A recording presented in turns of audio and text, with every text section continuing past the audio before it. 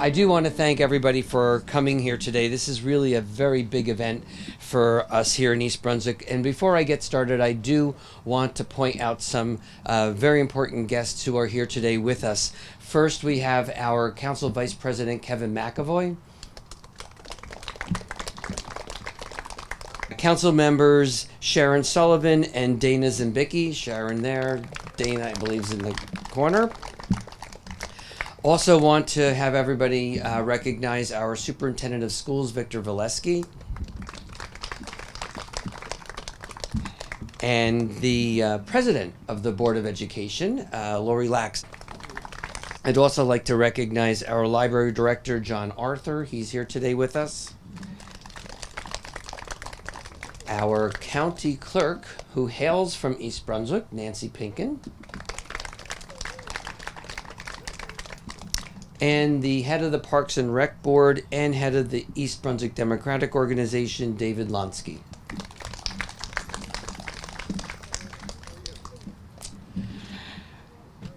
East Brunswick, as most of you should know, has always found the importance and the value of art. And I guess the question is for each of us, what is actually art? Art beautifies a community, it beautifies its buildings, it beautifies indoor spaces, it beautifies public spaces. Art, as we are now all learning, is becoming an economic driver for communities. Communities that want to reinvent themselves, that want to be redeveloped, all look towards art as a way of bringing people back into a community and bringing dollars back into a community, feeding and supporting our business through art. Art makes people feel good. It promotes a general feeling of well-being, and for some people, art's even therapeutic, whether it's watching art, performing art, creating art. But what separates the Van Goghs and the Chagalls and the Dalis and Da Vinci? What makes those artists people who are remembered forever and separates them from those who maybe lived in those times, but they have gone by with the sands of time? What makes the difference? And I think that answer is that artists that last are the ones whose work reflects the time in which they lived and touches upon themes that are timeless. They're both historical and timeless at the same time. And the sculptures that we're going to be revealing today, I believe, touches on those exact same themes as the work of the artist, Carin Baum, who is here today with us, is a true... Where is Carin? It's hiding in the corner. I think it's a true reflection of the pandemic that we've just gone through. It's our shared experiences in this artwork. Each one of us can see ourselves in the piece. It speaks to our diversity. It speaks to our coming together as a community to fight a common enemy. It speaks to a struggle that we endured and the sacrifices that we all had to make in order to get us to this point here today. And yet, the subject matter is the human body, God's ultimate work of art, and one that is timeless in its form. I've been asked to speak about our experience as a township, the township's response to COVID and the experiences that we had to endure from the standpoint of the township and the municipality. My experience, I think, is a little bit different from many others because I'm one of only 3 mayors in the state of New Jersey who are not only mayors but physicians as well. And I think that paid dividends during this pandemic, since this was a healthcare crisis that we all went through.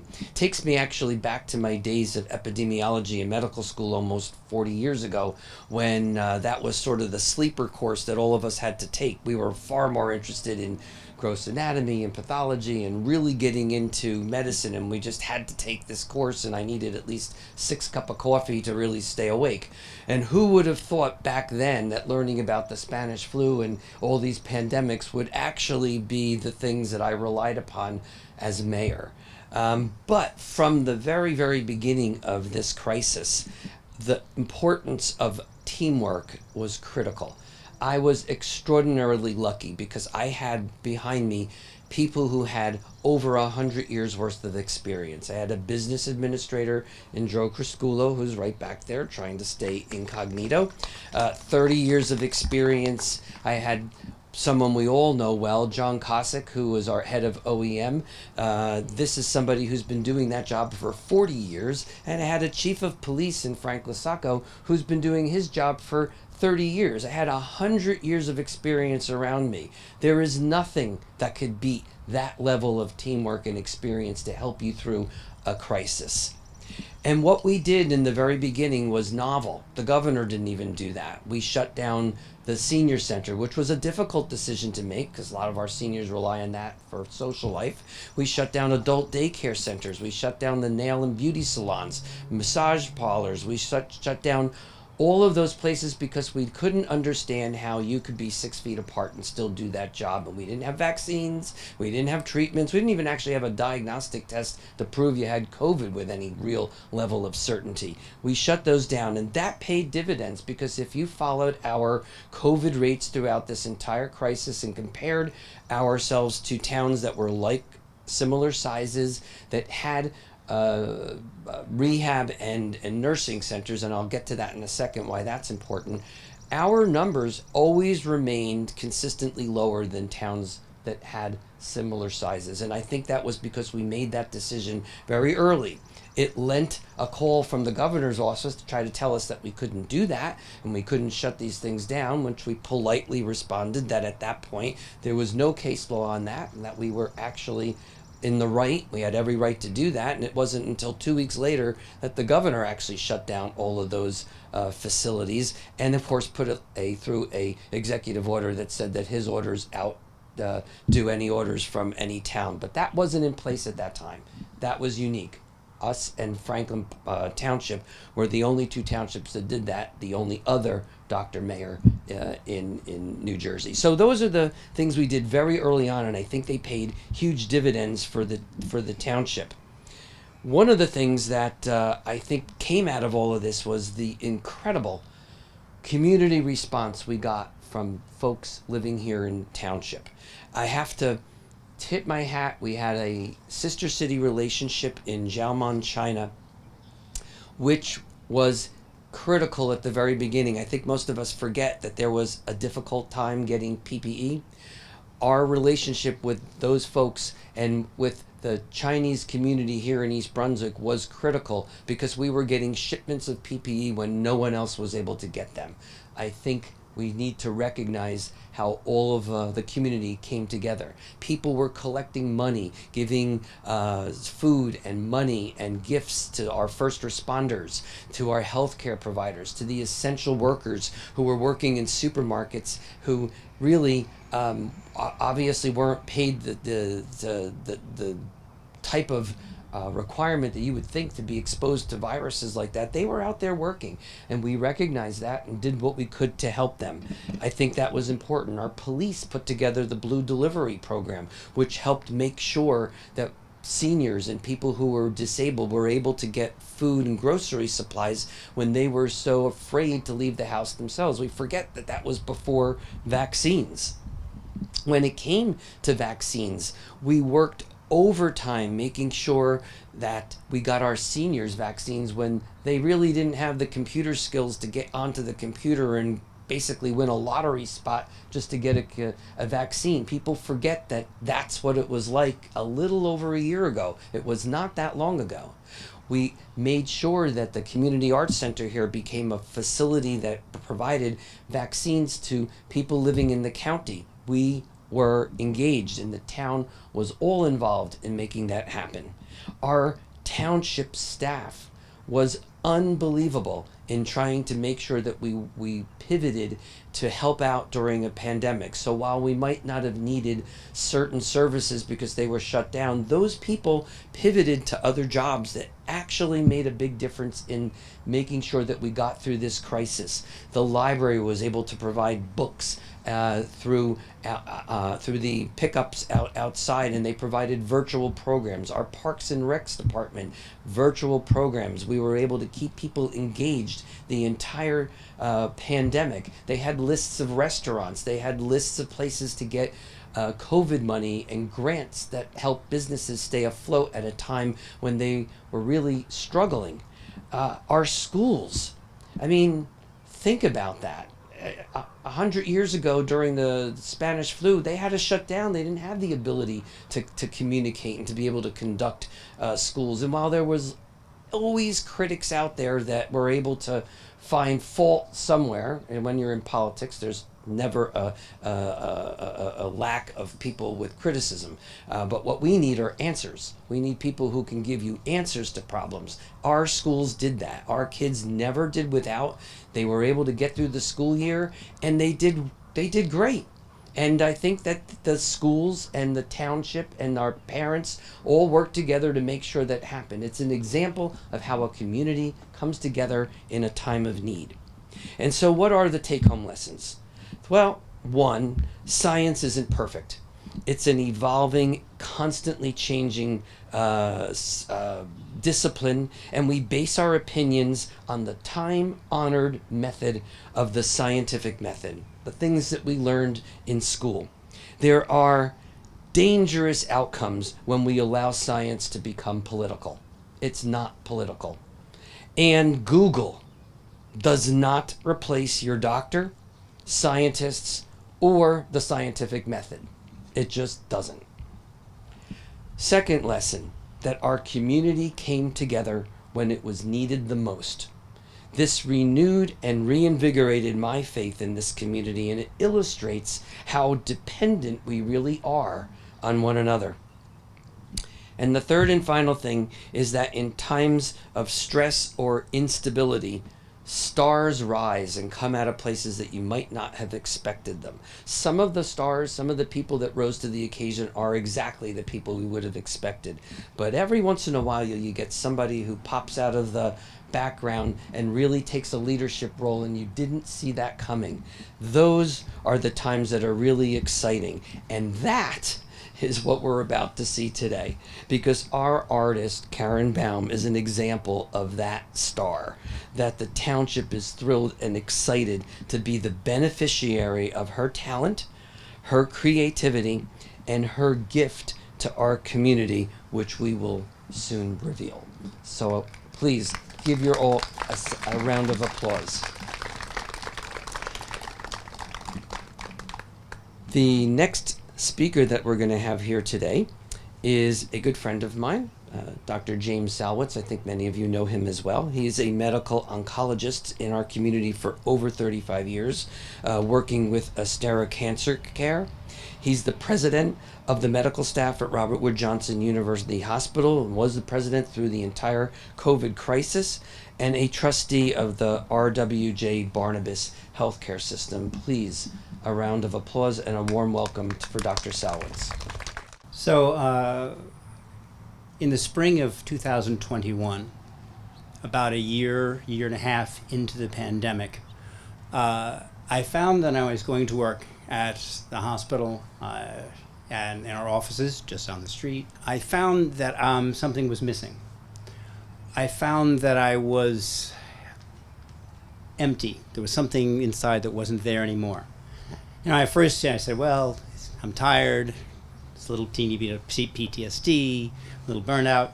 But then after a few days, I realized what was missing was fear.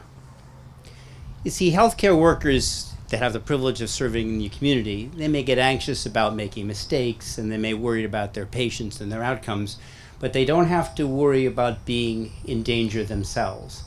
And that was different during the COVID pandemic.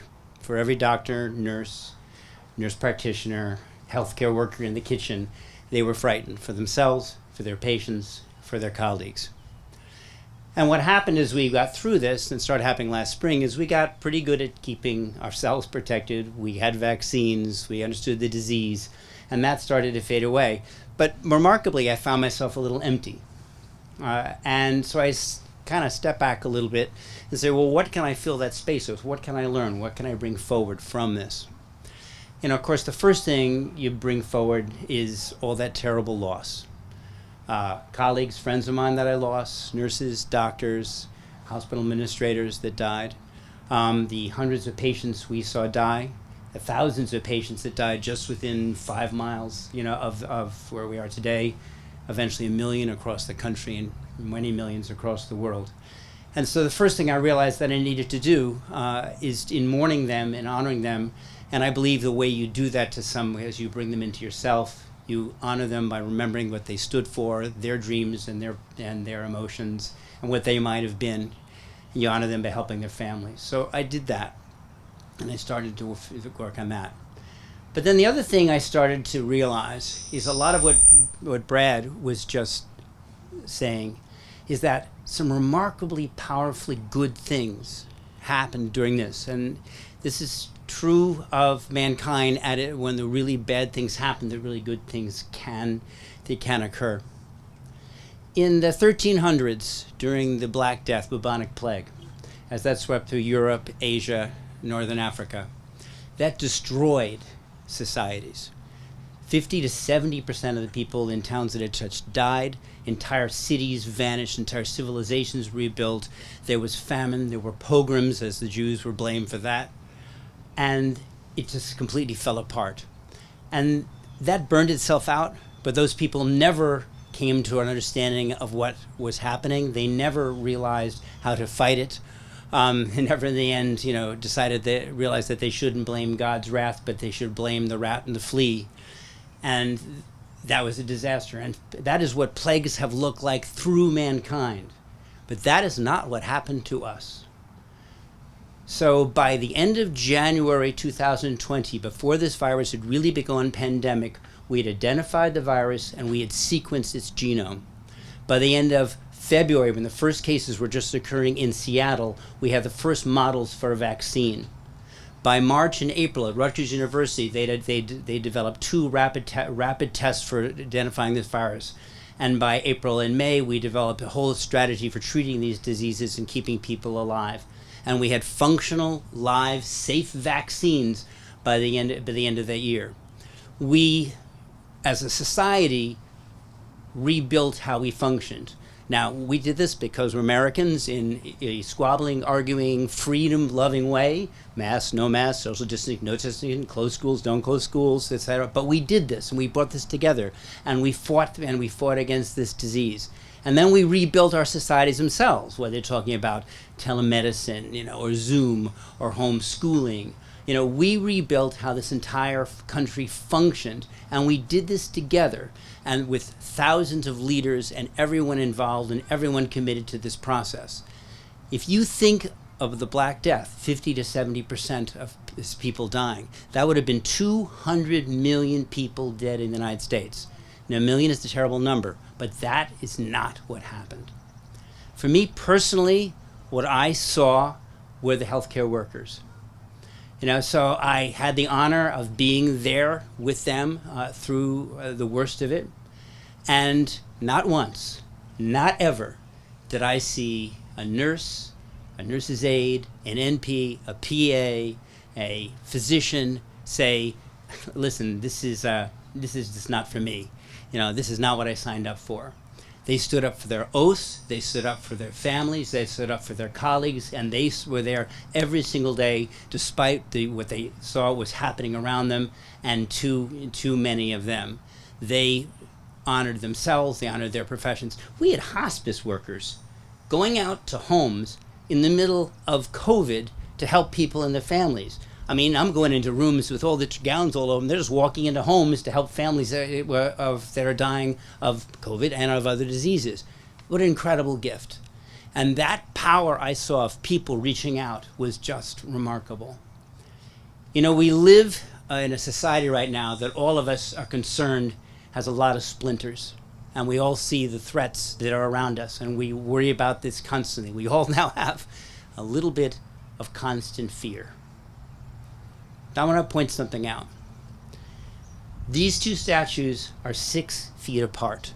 That is appropriate And it is symbolic because that's the way it should be, and that's the way it'll always be. And it should be 6 feet apart to remind us that this pandemic tried to cut us asunder. It tried to cut us down. It tried to break us apart, and it failed.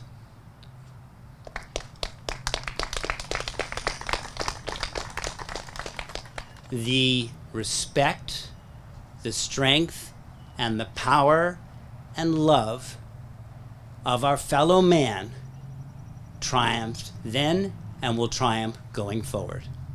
Thank you very much. Thanks, Jim. Now we're going to have a musical interlude. I'm going to introduce to all of you Kathleen L., who I believe many of you have known. So very fortunate that we have such talent right here in East Brunswick. And during the pandemic, this was her song that she was playing. And again, kudos to the Parks and Rec department that allowed her to continue to offer her talent as a form of entertainment to residents throughout the entire pandemic. And she's going to play her song that she wrote right now. Hi everyone. So this song comes with a tiny bit of a story. So during the pandemic, as many of you, I was home locked, doing my job from home best I could, going out for walks when I could to get fresh air and keep my mind clear. And I have family that lives right down the block from me, so I would walk down every day. I would sit in their backyard, and my aunt happens to be a superhero. My aunt Claire is a nurse. She was a COVID ICU nurse during the first wave and every wave that we've had since. And I would go over every day and just ask her how her day was, ask how everything was going, because I knew that she needed the opportunity to vent and, get off all the stress that she'd been going through. And it was the first time in my entire life, and I'm 25 years old, that I ever heard my aunt say that she was exhausted, which was crazy, because she went to school while working. She was exhausted. She felt kind of like a veteran returning from home from war every single day, and that no one would ever really understand what healthcare workers, what frontline workers, anyone that couldn't stay home was going through just to kind of do their job. To me, that sounded like a sense of underappreciation, and that shouldn't be the case. So I went home that night, I started playing these chords, and I came up with a song in less than 24 hours, which is kind of the quickest that I've ever done it, but I was so inspired to do so. And just to let her know, and all the healthcare workers know, all the frontline workers, municipal workers, anyone that was on the front lines of this pandemic, how much we rely on them, how much we need them, and how much we appreciate them. So this is Superheroes in Disguise.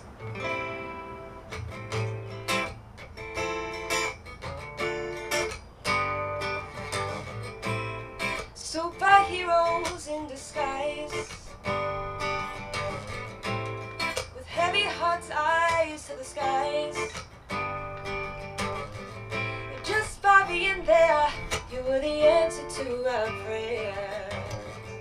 Took us too long to realize, oh, we had it all wrong, had it all wrong. For so long, for so long, we had it all wrong, had it all wrong. Going got tough, and you were the one who matched on. No one out on the front line, risking your own lives, you matched on. While we were inside, on you we relied, held the hands of those alone, while out there fighting the unknown. You marched on. The going got tough, and you were the one who marched on. Oh, oh, oh, you marched on. Oh, oh, oh. Battle scars and dandelions, black and blue out and inside, surrounded by fear. It was you who persevered. Took us too long to realize. No, no, no,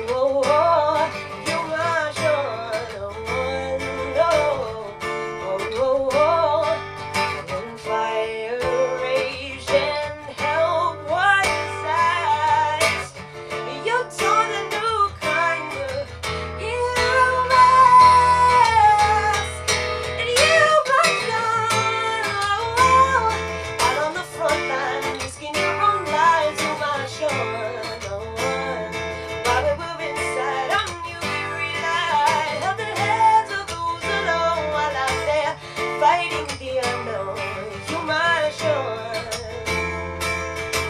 Going back tough, you are the one of my shore. Oh, whoa, oh, whoa, whoa, you my shore. Oh, whoa, oh, whoa, whoa, and you my shore.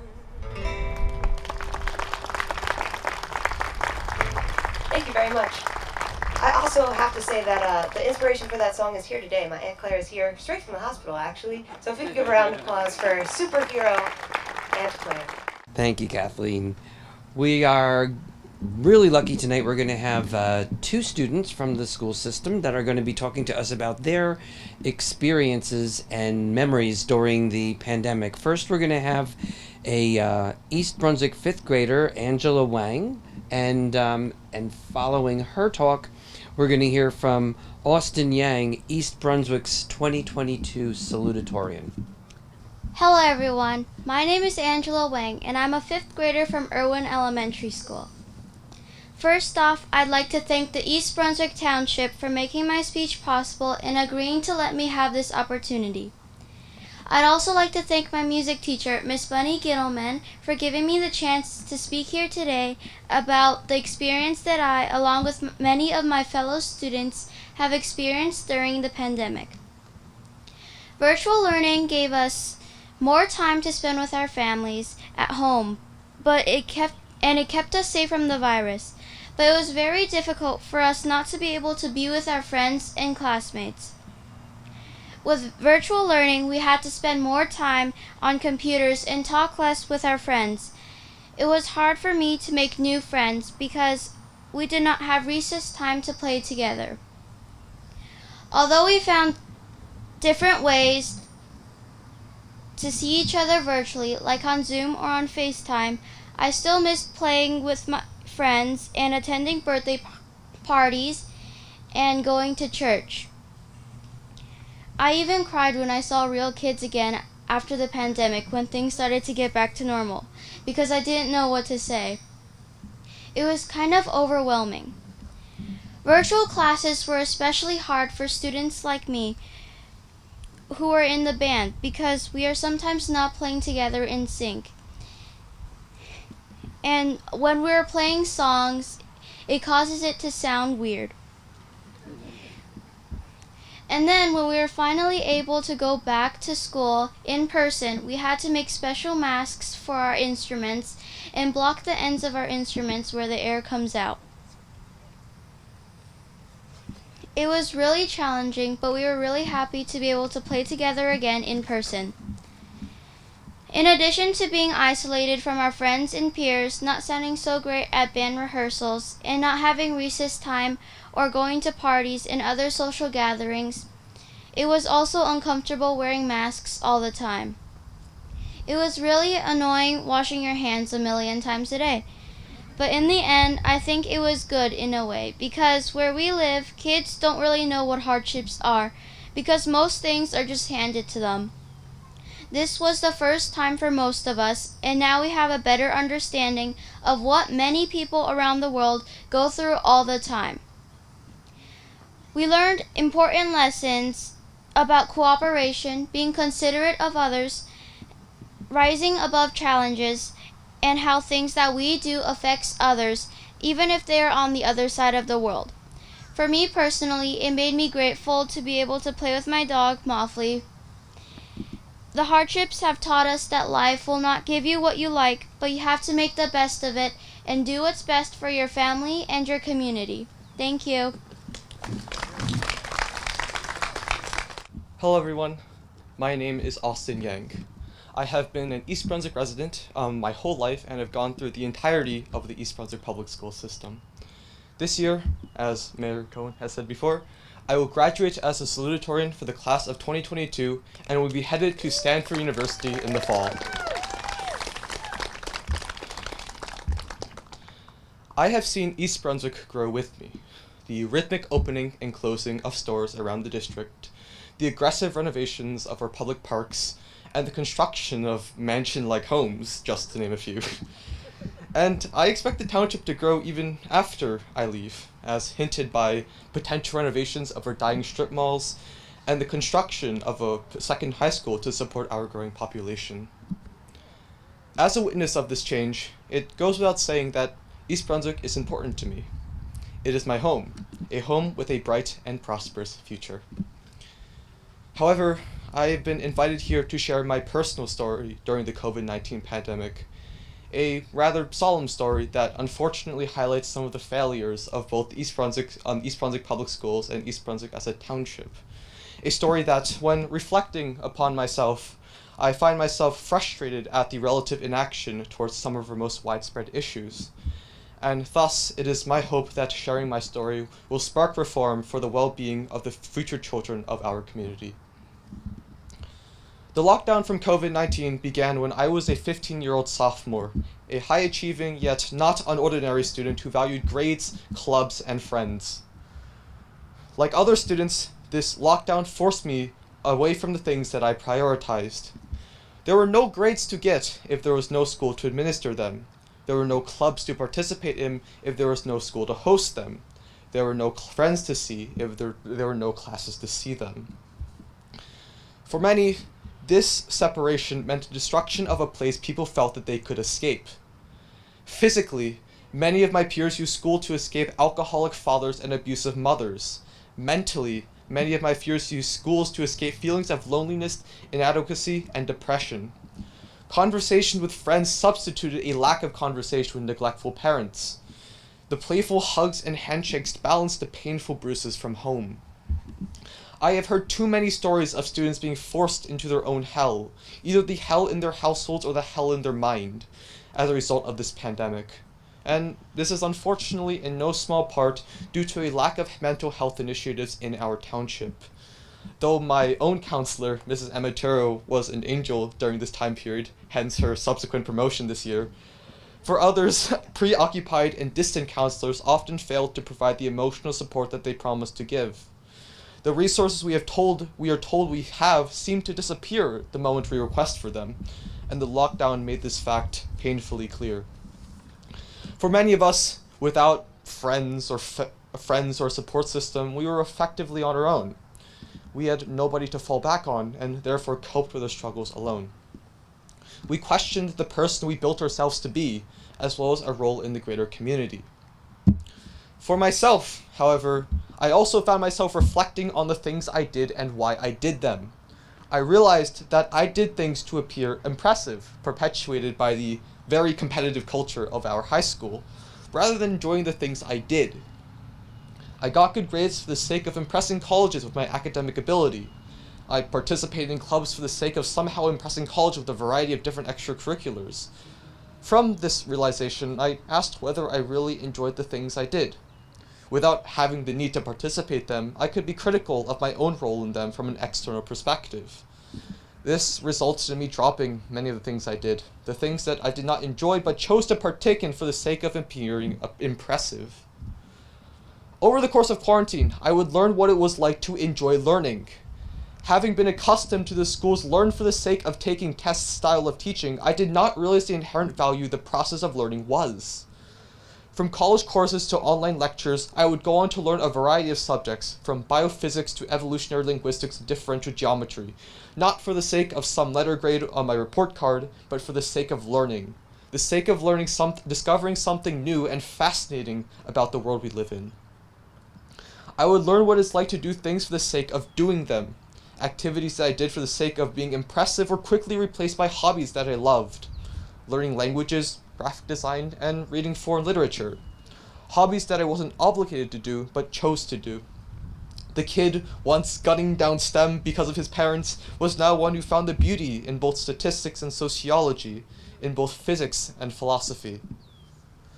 I developed as an individual. I learned to express empathy, to be emotionally available to myself and my friends. I learned to value socialization, the need to spend valuable time with old friends and new friends. I learned how to better articulate my thoughts and emotions and be mature with how I felt at the time. Despite my hardships, I consider quarantine as a point of crucial awakening and maturation for myself. To this day, as an 18-year-old, soon to graduate senior, I do not believe I would be anywhere near I am now without quarantine. And this is the message I would like to leave as my journey through the East Brunswick school system comes to an end. The job of our schools is not to develop standardized, apathetic, test-taking robots, but humans. Individualized, dynamic humans who pursue and enjoy the unique things that they love. Humans who support each other's beautifully volatile thoughts and emotions. Because, like East Brunswick itself, our students will grow, each one having a bright and prosperous future. Thank you. Thank you both the students. I certainly wish Austin the best in the future. I hope that your time at Stanford allows you the opportunity to solve the problems that you were so easily able to provide for us here today. The world is full of critics, and we need people who are problem solvers. So I hope that your time at Stanford allows you to become that problem solver that we clearly need. But without any further ado, I think that the attention this afternoon should be on the artist. And so at this point, I'd like to call Carin Baum to speak to us about her piece. She is the president of the East Brunswick Arts Commission, and we have several of the arts commissioners here today, and members of the East Brunswick Arts Coalition, all here to support her. And I think at this time I'm going to turn the mic to her, because this is the reason we're all here.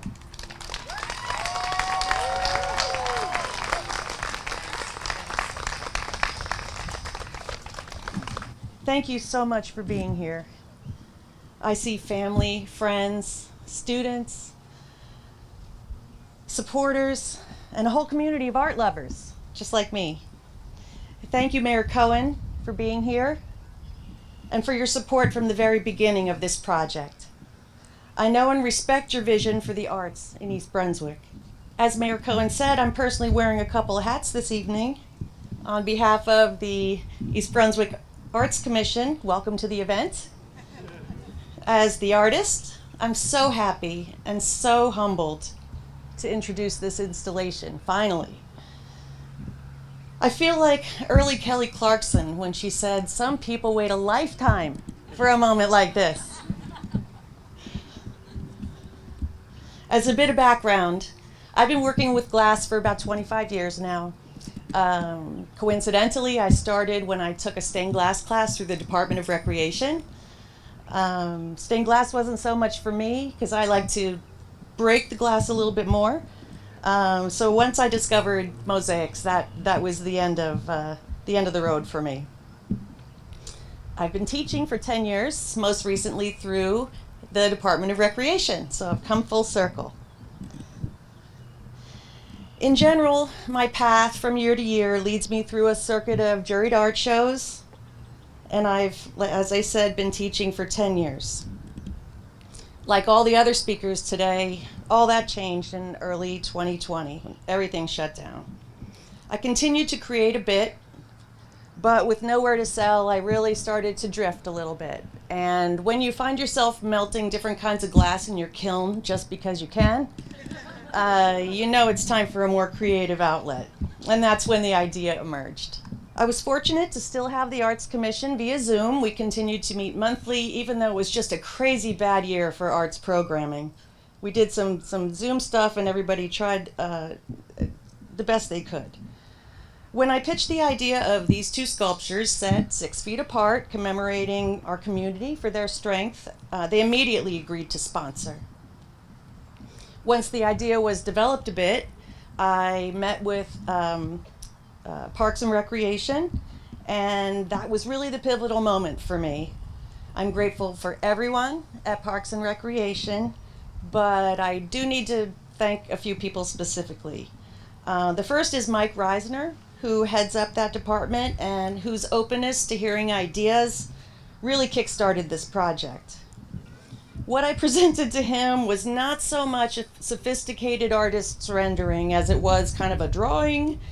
I colored it in with crayons because I couldn't find my colored pencils. Nevertheless, he was willing to present it to the mayor. And even though they believed I could do it, I don't think it was my artwork that was really the most persuasive thing. It's probably more my history of volunteerism and the trust between us. So thanks very much, Mike. Then I was introduced to Ed Thomas. Ed became my best friend for 8 months in 2021. He is very good at what he does, and I literally wouldn't have been able to even start this project without him. We worked out logistics and materials.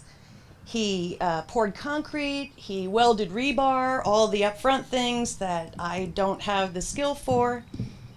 Ed and his team lugged innumerable 50-pound bags of mortar and other materials for me. He gave advice when I asked and was always supportive. Most of you know Crystal Springs Water Park, which is right down the road here. What you may not have ever noticed is at the end of the parking lot, there's this cute little red building. And that was my studio for this project. I spent a lot of time there in 2021. Once we realized that they were going to weigh about 800 pounds apiece, the only thing Ed didn't want to talk about was how we were going to get them from over there to here. But they did it. They did it twice.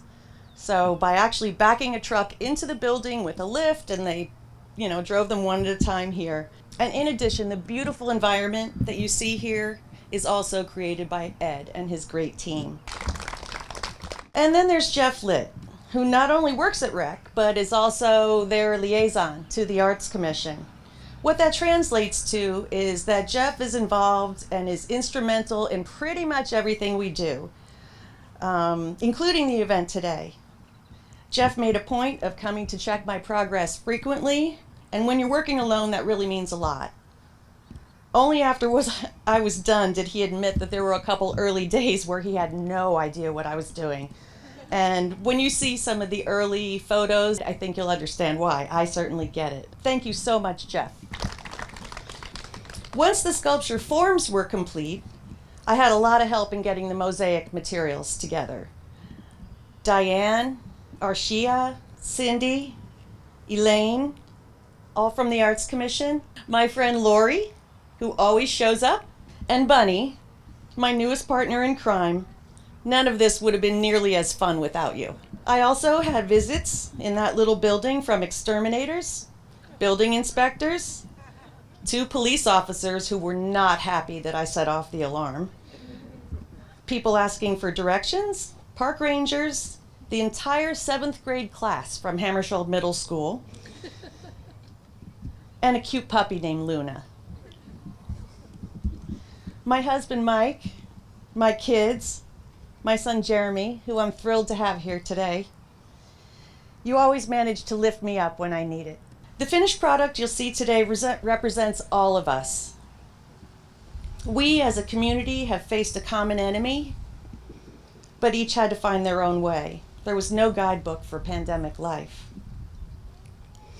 On the sculptures, you'll note right away the nods to first responders, teachers, doctors, nurses, and more who have been so resilient. What you'll need to look a little harder for are the fun items hidden among the glass and tiles. One thing that didn't make it on was the toilet paper. And if you stop by after dark, you might see a surprise. The bottom line is, no one is celebrating the way that we had to live the last couple of years, or wants to relive the worst of it. The goal, as the sign says, was to honor the strength of our community in facing COVID-19, whether it was sewing masks, treating patients, or figuring out how to teach and learn over Zoom. My forte is breaking glass and gluing it to things. The essence of mosaics is to put broken things back together again. And I hope through this effort that I've honored you all. We're going to call our council members, Carin and myself, and we're going to actually do the honors and unveil the sculptures.